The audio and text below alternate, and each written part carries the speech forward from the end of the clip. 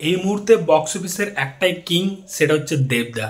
দেবদার খাদান যেরকম ক্রেজ, সিনেমাটা যেরকম বক্স অফিস করছে আমরা দেখতেই পাচ্ছি, মারাত্মক লেভেলের। তার মধ্যেই 1 জানুয়ারিতে দেবদা রঘু ডাকাতের অ্যানাউন্সমেন্ট করে দিয়েছে, যেটা 2025-এর পুজোতেই আসবে সিনেমাটা, একদম অ্যানাউন্সমেন্ট করে দিয়েছে। এবং আরেকটা সিনেমারও অ্যানাউন্সমেন্ট করে দিয়েছে দেবদা, সেটা হচ্ছে 2025-এর ক্রিসমাসে আসবে প্রজাপতি 2।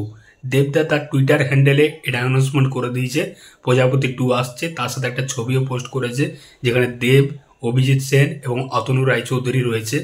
তো এই একটা আপডেট কিছুদিন আগে শোনা যাচ্ছিল যে দেব এবং অভিজিৎ সেনের একটা ছবি আসবে, ছবিটার নাম হচ্ছে প্রতীক্ষা। তো এখনও কনফিউজ রয়েছে যে প্রতীক্ষা সিনেমাটা তাহলে কি হলো, এইটাই নাম পাল্টে কি মানে প্রজাপতি 2 হয়েছে, সেটা একটা কনফিউশন। যাই হোক, তো এই যে ডিরেক্টর অভিজিৎ সেন, তার ট্র্যাক রেকর্ড কিন্তু ব্লকবাস্টার আছে। 3টা ক্রিসমাস, টনিক, প্রজাপতি, প্রধান, একদম সুপার ব্লকবাস্টার দিয়েছে। বাংলা ইন্ডাস্ট্রিতে কিন্তু এরকম কম ডিরেক্টরই আছে যে 3টা ক্রিসমাসে বা 3টা পরপর বছর কিন্তু ব্লকবাস্টার দিয়েছে। সেটা অভিজিৎ সেনের কিন্তু সেই মানে ট্র্যাক রেকর্ডটা আছে এবং খুব ভালো একজন ডিরেক্টর। আমরা হয়তো family drama, family pan pan জ্ঞান জ্ঞান এরকম বলি, তার মধ্যে কিন্তু পোটেন্সিয়াল আছে।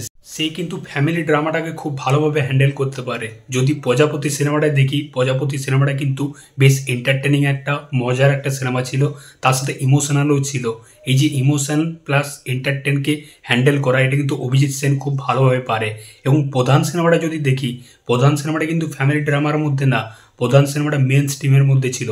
এবং সিনেমাতে যেরকম পলিটিক্যাল ইস্যুগুলোকে তুলে ধরেছিল, সেটা কিন্তু বেশ ভালো।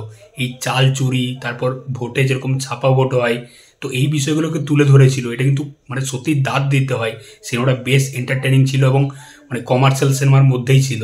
তো অভিজিৎ সেন খুব ভালো একজন ডিরেক্টর এবং আশা করছি প্রজাপতি 2 কিন্তু খুব ভালো সে বানাবে।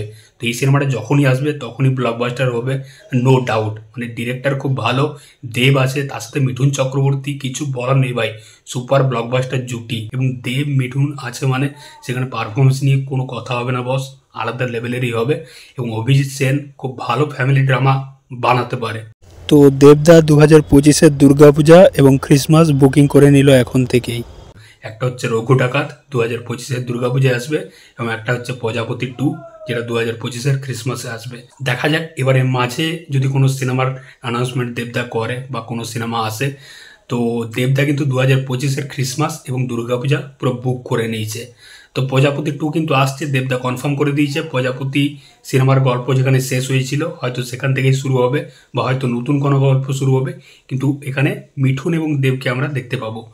তো চললাম, দেখা হচ্ছে পরের ভিডিওতে। তোমাদের কি মতামত অবশ্যই জানিও। এই চ্যানেলটাই নতুন হয়ে থাকলে অবশ্যই সাবস্ক্রাইব করে দাও বস। চললাম।